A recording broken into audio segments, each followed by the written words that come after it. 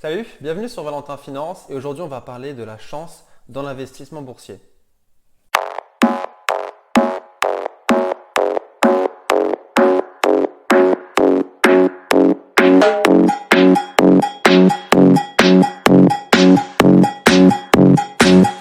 Euh,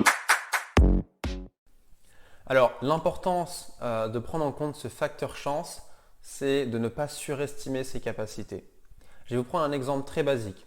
Sur mon portefeuille boursier, mon objectif qui est personnel est de viser une performance de 10% annuel. Sauf que grâce aux baisses des marchés boursiers et du stock picking, sur plus de la moitié du portefeuille boursier, j'ai du 15% de rendement et sur l'autre c'est du 10% de rendement. Alors on pourrait se dire waouh, il est doué, mais en fait pas du tout. C'est uniquement de la chance. Et un investisseur qui arrive à reconnaître en fait que ses performances c'est une part de chance, c'est quelqu'un qui va réussir à rester, entre guillemets, je dirais pas humble, mais plutôt prudent. C'est-à-dire que quelqu'un qui voit ses performances augmenter va prendre confiance, il va prendre de plus en plus de risques et c'est là le problème, c'est là où on a des grosses pertes. Et le plus important dans les marchés boursiers, c'est pas de gagner le plus possible, mais c'est de le perdre le moins souvent possible. Alors, le message que je veux véhiculer à travers cette vidéo, alors c'est pas, j'investis pas au hasard et je fais du 15%, je suis pas en train de jouer au casino non plus. Je fais de l'analyse fondamentale, je lis des bilans financiers, des assemblées générales, je fais attention dans quoi j'investis, les secteurs. Il y a vraiment une lecture profonde du bilan. Donc voilà, le but c'est vraiment de faire du 10% en analysant le bilan financier de l'entreprise. Mais quand je vous parle de certaines actions de mon portefeuille qui rapportent plus de 14-15%, ça c'est évidemment c'est la lecture de bilan financier, mais c'est de la chance. Alors pourquoi je dis que c'est de la chance? Tout simplement que votre rentabilité elle dépend aussi de votre prix d'achat. Et le prix d'achat, c'est les marchés qui dirigent ces prix-là. C'est pas moi qui vais dire ah tiens, il faudrait que le prix descende pour que moi je sois à 15%, etc.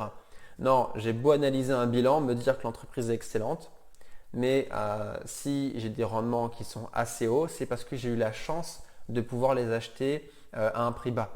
Alors la chance, ce sont ce qu'on peut appeler les opportunités. Donc l'opportunité d'achat à un prix bas, mais ces opportunités, ils viennent de la chance. Enfin, elles viennent de la chance, pardon. Donc évidemment qu'il faut que l'investisseur en lui-même ait des connaissances dans le bilan financier et des connaissances en analyse d'action. Mais il ne faut pas que l'investisseur oublie que ses performances, c'est un mélange de chance et d'analyse de bilan et non seulement les performances de l'investisseur. Parce que tout simplement, s'il n'y avait pas eu par exemple des crises financières ou des paniques sur les marchés, vous pouvez analyser les bilans et trouver une entreprise formidable, mais si elle est surcotée, vous ne ferez pas des performances qu'on peut appeler exceptionnelles ou supérieures au marché. Donc voilà, c'était une vidéo un petit peu particulière, un petit peu à part de ce que je fais habituellement où je prodigue des conseils, où j'explique les marchés financiers ou l'investissement, l'entrepreneuriat. Là, c'était vraiment pour faire prendre en compte à ceux qui investissent que le facteur chance dans l'investissement est réel et c'est une grosse part, pardon, de vos résultats. C'est-à-dire qu'avec vos connaissances, ça vous permet d'identifier les opportunités et d'en bénéficier. Mais ces opportunités sont des chances. C'est-à-dire que deux mêmes personnes avec les mêmes connaissances, si on ne leur propose pas les mêmes opportunités, eh bien, elles ne feront pas les mêmes résultats. Donc voilà. J'espère que cette vidéo vous a plu, que ça vous a aussi permis d'avoir du recul sur les performances que vous pouvez avoir.